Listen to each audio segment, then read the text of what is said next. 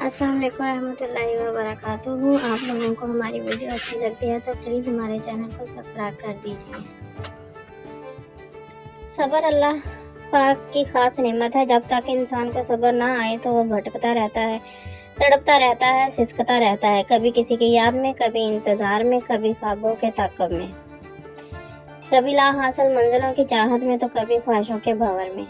लेकिन सब्र की एक बात बहुत अच्छी है, जब सब्र आ जाए तो फिर किसी की ख्वाहिश की कोई वक़्त नहीं रहती, किसी अधूरे ख्वाब को हमारी आंखों में कुछ जगह नहीं मिलती। सफ़र खूबसूरत लगने लगता है, मंजिल की चाहत से दस्तबदर होकर यादों को अपनी ताकत बनाकर हम अल्लाह की रज़ा में राज़ी हो जाते हैं।